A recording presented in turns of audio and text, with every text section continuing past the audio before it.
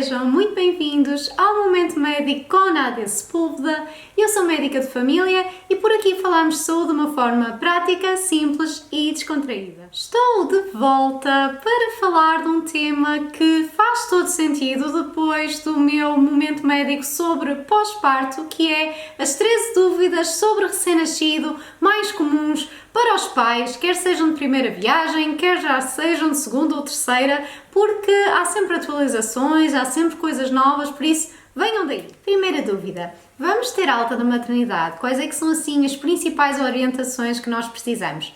Em primeiro lugar, devem ter uma forma de transportar o vosso bebê em segurança da maternidade para casa e isto passa, se fizerem esse transporte num carro, por ter um sistema de segurança automóvel, um ovinho ou uma babycock, como quiserem chamar, que esteja ajustado ao bebê, que os cintos estejam bem colocados, bem apertados, que vocês saibam montar o sistema em segurança, quer usem o sistema Isofix, quer usem os cintos do carro. Isto é muito importante que vocês treinem antes de ir buscar o bebê à maternidade, ok? Em segundo lugar, vocês devem ter em casa um espaço onde o bebê irá dormir e isso depende muito de família para família, o que é que vocês irão optar e o que é que vos fará sentido.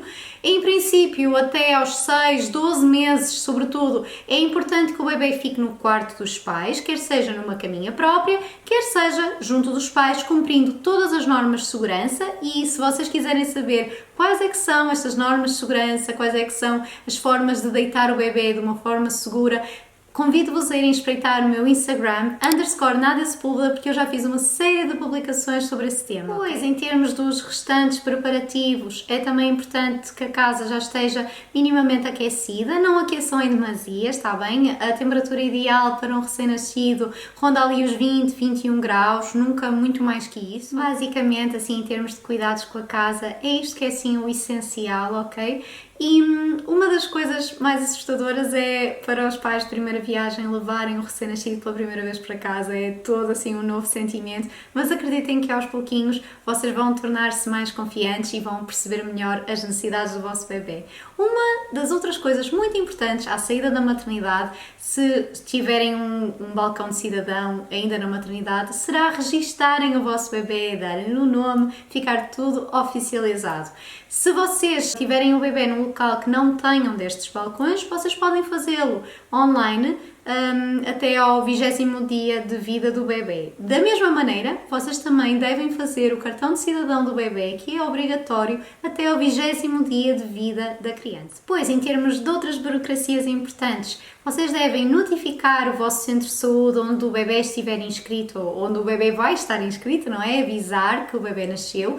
Se não tiverem nenhuma inscrição num centro de saúde, os bebés são prioritários em termos de acesso a consultas, mesmo que não tenham um médico de família atribuído, as consultas de vigilância da saúde infantil devem ficar asseguradas. E já que estamos a falar sobre consultas, vamos à dúvida número 2, que é muito frequente, que é: devo optar por seguimento apenas no médico de família? Devo ter um pediatra privado? Devo ter ambos? Como é que eu devo fazer? Então, a escolha é muito pessoal e depende muito se o vosso médico de família ou o médico de família do vosso bebê é uma pessoa em quem vocês confiam, que tem disponibilidade, que está atualizado do ponto de vista de saúde infantil, porque a verdade é que qualquer médico de família deverá estar habilitado para seguir uma criança, um bebê recém-nascido e depois uma criança e um adolescente saudável que não tenha patologias, para detectar problemas de crescimento, para ver se está tudo a correr bem, detectar patologias e depois, se necessário, medicar, tratar ou, quiçá, orientar para uma consulta hospitalar. Portanto, qualquer médico de família com a especialidade deve estar habilitado a isso. No entanto, como sabemos, há por vezes alguma variabilidade em termos de atualização, em termos do seguimento, da capacidade de vocês terem um médico de família que esteja disponível. Por isso, muitas vezes, há pais que optam por ter um pediatra privado, ok? E não há nada absolutamente errado com isso, ok? Por outro lado, também podem beneficiar do seguimento nos dois locais, sem problema nenhum, tendo sempre em conta que, ao estarem a ser seguidos por dois profissionais, provavelmente vai haver alguma coisa em que eles discordem ou que façam de uma maneira diferente. O que é importante é que vocês tenham as bases muito bem cimentadas, porque senão andam tipo bolinha de ping-pong sem perceber muito bem o que é que vão fazer, ok? Mas No geral, não há problema nenhum em terem os dois seguimentos. Terceira dúvida: quais é que são então as primeiras consultas do vosso bebê? Vocês vieram da maternidade e agora quando é que vão ser observados? Então, do ponto de vista da enfermagem, normalmente é muito importante vocês assegurarem a realização do teste do pezinho entre o terceiro e o sexto dia de vida. Porque este teste, apesar de não ser obrigatório, é um teste opcional, é muito importante que o façam, no entanto, e é fortemente recomendado, porque ele vai fazer o diagnóstico precoce de uma série de doenças, nomeadamente metabólicas, hipotiroidismo, doenças que, se nós detectarmos precocemente, podemos tratar e potencialmente mudar o curso dessas alterações, dessas doenças, que se não fizermos o teste não ficamos a saber. Por norma, esse teste é realizado no centro de saúde ou então no domicílio, depende um bocadinho do enquadramento do vosso centro de saúde, e depois os resultados são enviados para uma plataforma. Vocês vão ter uma espécie de passe para depois irem ver, e à partida, se não receberem nenhuma informação, é porque estará tudo bem, mas depois podem verificar passado alguns dias. Depois, em termos de consultas médicas, há assim um determinado número mínimo de consultas que devem ser feitas para fazer o seguimento adequado deste pequeno bebê. A partir da primeira consulta deverá ser realizada entre a primeira e a segunda semaninhas de vida, vá, 3 no limite, e é feita por norma, quando é no centro de saúde, em conjunto com o médico de família e a enfermeira de família, para avaliar o peso, para avaliar o crescimento, para avaliar se está a correr tudo bem com o sono, com a amamentação, a higiene, todos esses cuidados. Depois disso, é suposto que o bebê vá tendo mais ou menos uma consulta ao primeiro mês de vida, ao segundo mês de vida, ao quarto mês de vida, sexto mês de vida, nono mês de vida e aos 12 meses final. Outra coisa que é muito importante assim nestas primeiras consultas é a prescrição da vitamina D, que é recomendada a todos os bebés e que serve como forma de prevenção do raquitismo, e normalmente é feita uma dosagem de 400 unidades internacionais por dia no bebê. Portanto, se for, por exemplo, o que é mais utilizado, o colecalciferol, corresponde a uma gotinha por dia, que é dada todos os dias. A quarta pergunta mais frequente é: quais são as primeiras vacinas que o bebê vai fazer? Então, por norma, à altura do nascimento ou ainda no internamento, vai ser realizada a primeira dose da vacina contra a hepatite B, e, se houver critérios de risco, também pode ser dada a vacina da BCG, embora muitas vezes, quando há esses critérios de risco, ela seja administrada no centro de saúde. Depois, na consulta dos 2 meses, irão ser feitas uma série de vacinas dentro do Plano Nacional de Vacinação, que são a vacina hexavalente, que tem proteção inicial contra 6 doenças, a vacina contra a pneumonia, que é a Prevnar 13, e por último ainda temos a Bexsero, que é contra a Neisseria meningitidis do tipo B. Depois, em termos de vacinas extra-plano, as vacinas possíveis poderão ser contra o rotavírus, que é um tipo de vírus que faz frequentemente gastroenterites, e aqui temos a Rotarix ou a Rotatec, e a sua escolha depende de uma série de fatores e deverá ser feita com o aconselhamento do vosso médico assistente. E depois também temos a possibilidade de incluir a Nimerix, que pode ser dada aos 2 meses ou então um bocadinho mais tarde, aos 3, ou outro tipo de esquemas, e que também é para proteção contra a Neisseria meningitidis, mas de outros grupos que não o grupo B. A quinta pergunta, já que nós estamos a falar de consultas, é: quais são os sinais de alarme que nós devemos estar atentos para perceber se o nosso recém-nascido precisa de uma observação médica? Então, por um lado, tudo aquilo que vos inquieta ou que vos cause alguma dúvida deverá ser sempre questionado, e não precisam de esperar pelas consultas. Muitas vezes conseguem aceder aos profissionais de saúde de outras formas. Não fiquem com as dúvidas em casa, mas tentem aproveitar as consultas ao máximo, está bem? Anotarem as dúvidas antes de ir, porque as consultas às vezes não são tão longas como nós gostaríamos. Infelizmente, muitas vezes os tempos de consulta são encurtados contra a nossa vontade, e às vezes é muito difícil transmitir muita informação numa só consulta. Portanto, todas as dúvidas que tenham, questionem. Por outro lado, um bebê pequenino, recém-nascido, que tenha febre, vocês devem ter paracetamol em casa e deve estar adaptado ao peso do vosso bebê. Pode ser em xarope ou pode ser em supositório, e vocês devem ter essa medicação disponível para dar em caso de febre. Preferencialmente meçam a temperatura a nível retal com um termómetro flexível, e por norma, se vocês não conhecerem a temperatura basal do vosso bebê, imaginemos que é a primeira vez, 38 graus por norma retal já começa a ser febre, ok? Já devem dar a medicação e depois procurar uma observação médica. Outros sinais que também são muito importantes são a recusa alimentar, é o bebê realmente estar a comer muito menos que o costume, por exemplo, saltar 2 mamadas seguidas, ficar assim um grande intervalo de tempo sem comer, estar muito irritável, com choro que vocês não conseguem controlar, estar assim com um ar assim mais cabisbaixo, mais parado, ter assim sinais de dificuldade respiratória, por exemplo, um gemido, vocês notarem que assim parece que eles estão a respirar mais rápido, mais superficialmente e até verem assim os músculos entre as costelas a levantarem-se e o narizito assim a adejar.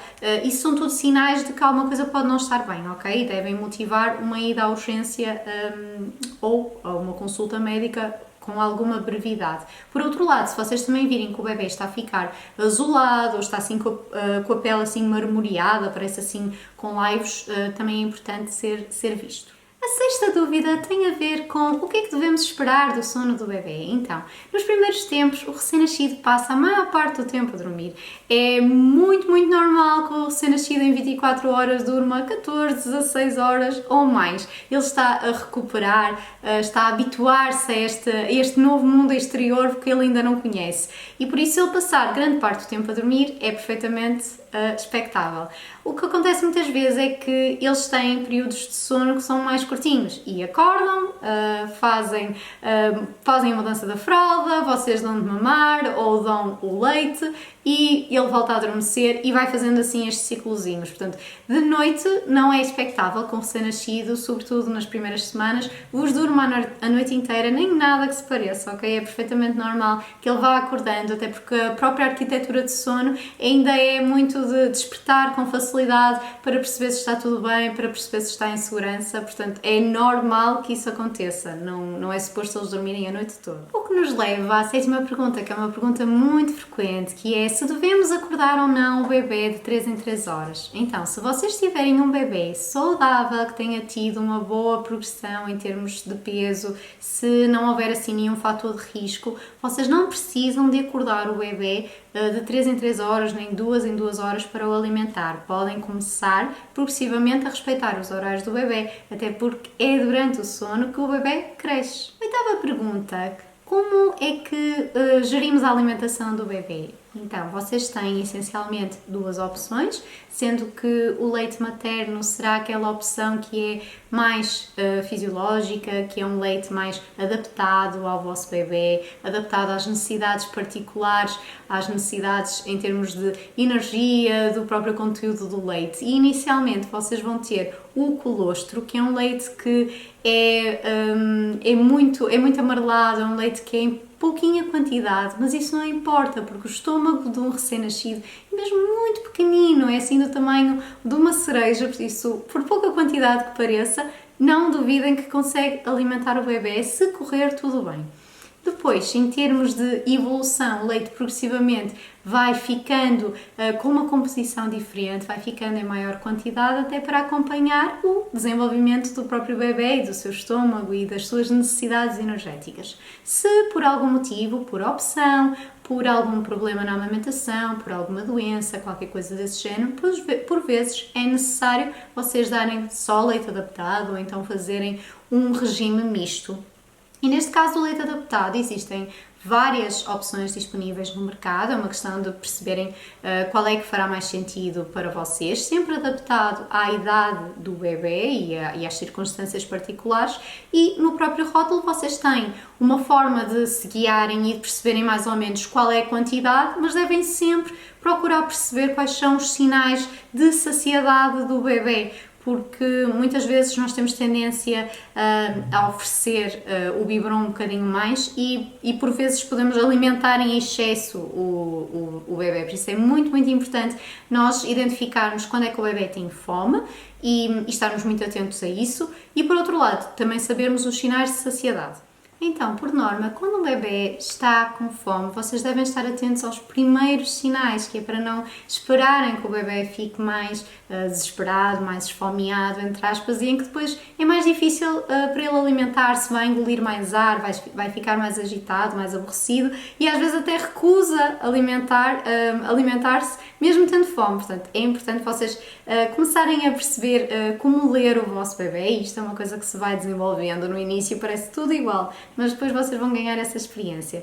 Basicamente, quando o bebê tem fome, ele começa a movimentar os lábios, começa a aproximar as mãozinhas da boca, os punhos vão estar fechados e normalmente, se ele estiver, por exemplo, próximo e a mãe amamentar, normalmente ele vai procurar naturalmente a mama para ter a sua fonte de alimento.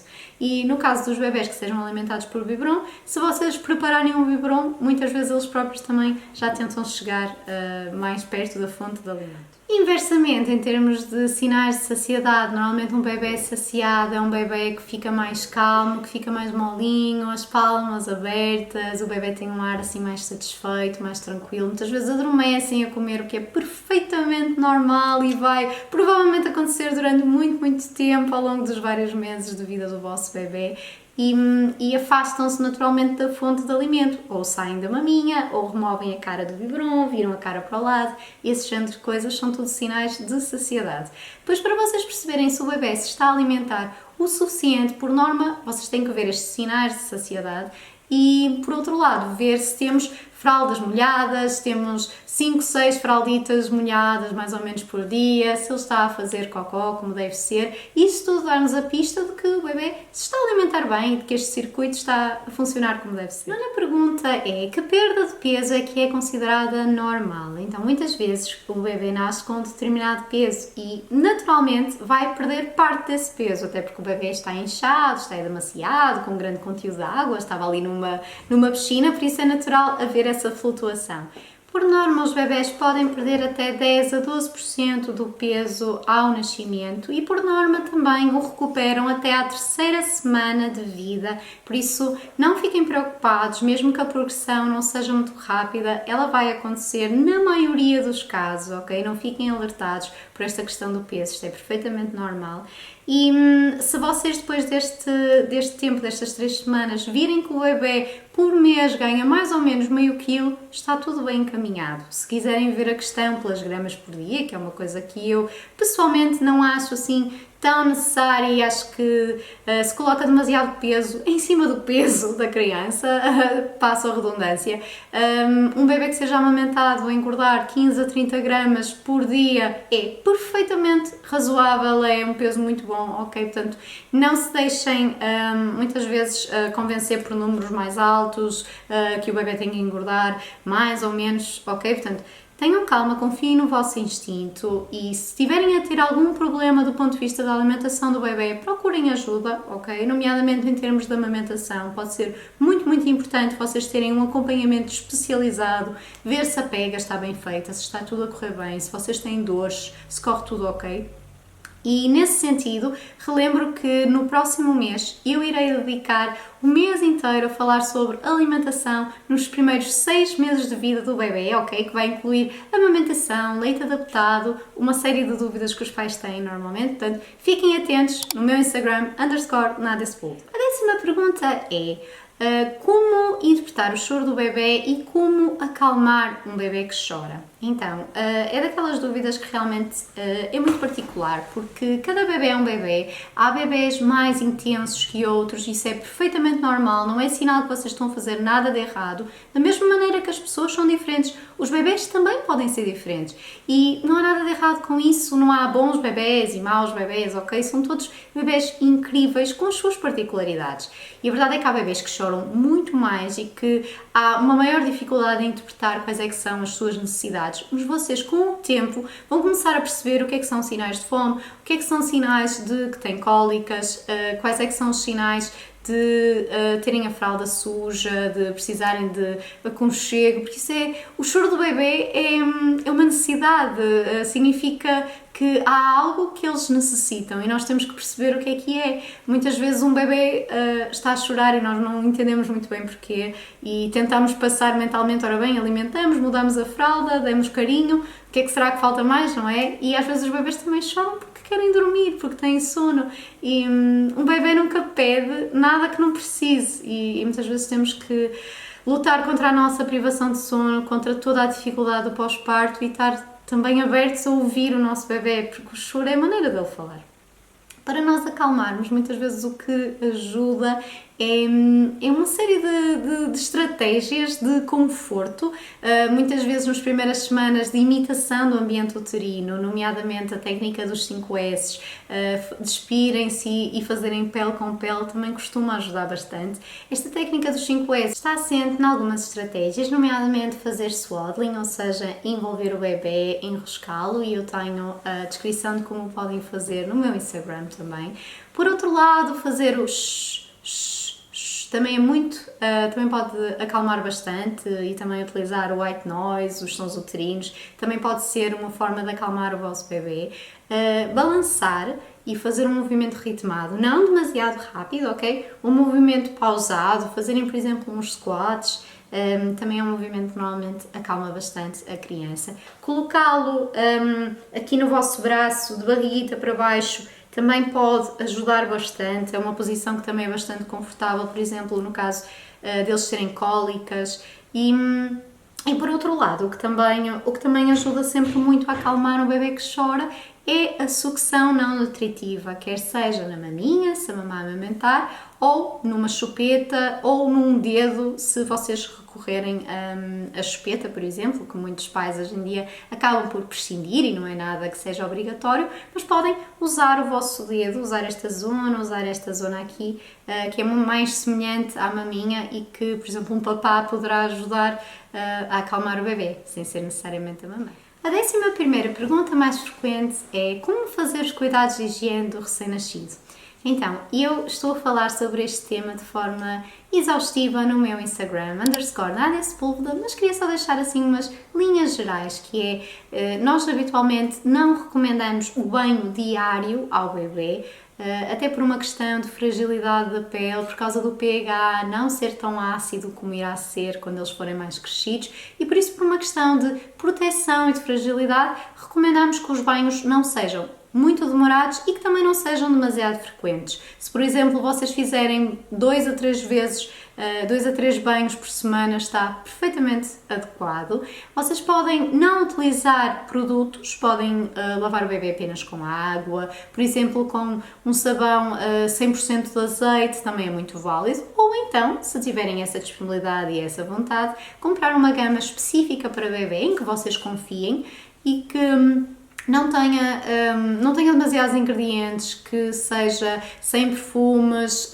sem assim grandes fragrâncias, porque isso por norma pode ser bastante irritante para a pele do recém-nascido. E por outro lado, outra coisa que também é muito importante e que às vezes na minha prática vejo acontecer é os pais terem várias amostras e então vão experimentando vários produtos para ver como é que fica e como é que não fica, e eu pessoalmente não recomendo isso, porque estamos a expor o bebê a diferentes agentes, e o que eu aconselho é que escolham uma gama, experimentem a gama de uma forma consistente e, se correr tudo bem, mantenham essa gama, não andem a trocar.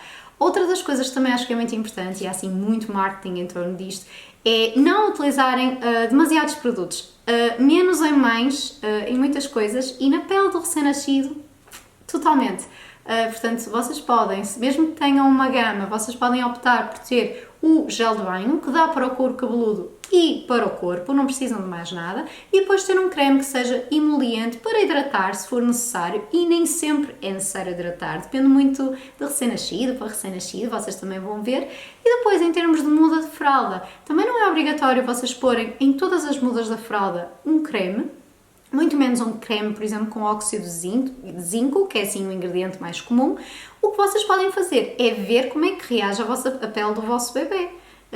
Se vocês virem que começa rapidamente a ficar mais vermelhinho por não usarem nenhum creme, podem utilizar um que tenha uma fórmula mais fluida, mais protetora, e evitem assim cremes muito pesados, camadas muito espessas e que façam oclusão, porque isso muitas vezes até pode potenciar o desenvolvimento de dermatites da fralda, portanto é isso que vocês não pretendem. E a umidade também é uma grande inimiga dos bebés, por isso todos os cuidados da fralda, se vocês, por exemplo, utilizarem compressas molhadas em água morna, devem depois lavar, secar muito bem o rabinho do bebê. Se por outro lado optarem por toalhitas à partida, mesmo que sejam as compostas maioritariamente por água, que são as mais recomendadas, não é? Sem álcool, sem grandes perfumes, por norma já vai ficar mais sequinho. Mas o ideal, se vocês estiverem em casa, será lavar sempre com água morna o rabinho do bebê. Por outro lado, do ponto de vista de cuidados mais específicos do coto umbilical, dos ouvidinhos, dos olhinhos, como fazer, eu vou compilar tudo como é que vocês devem fazer num post, está bem, no meu Instagram, _NadiaSepulveda, portanto recomendo que vão lá espreitar, porque senão isto fica muito exaustivo. Em 12º lugar, temos a pergunta: como gerir as visitas ao recém-nascido? Então, nas linhas gerais, nós, enquanto profissionais de saúde, recomendamos que tenham alguma parcimónia nas visitas e que, sobretudo, tentem limitar o contacto com bebés assim mais pequeninos, dos beijinhos, assim muita proximidade, tossir, espirrar para cima do bebê, os cuidados que no fundo a pandemia Covid nos ensinou a ter. Esses cuidados são muito importantes para o vosso recém-nascido. Depois, em termos de gestão de visitas, os pais é que têm que se sentir confortáveis com o número de visitas, com a quantidade de pessoas que vai lá à casa. É uma questão de ter bom senso, basicamente, e as pessoas também que vos visitam respeitarem a vossa vontade. 13ª pergunta, que vai um bocadinho na linha disto, que é: então o recém-nascido pode sair ou não?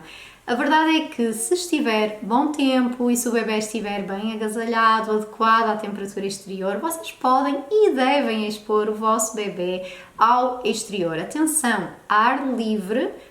Aquilo que nós não gostamos muito é que os bebés vão para espaços fechados, com várias pessoas, com multidões, espaços mais pequenos, como cafés ou centros comerciais. É algo que, por norma, nós aconselhamos a evitar no primeiro mesinho, ou primeiro 2 meses, evitar, mas ar livre, se estiver bom tempo, se estiver agradável, apanhar uns 15, 20 minutinhos de sol é muito bom para as crianças, ok? Portanto, sobretudo se até tiverem um bocadinho de icterícia e também for benéfico apanharem um bocadinho de sol, ajuda bastante. Era tudo por hoje.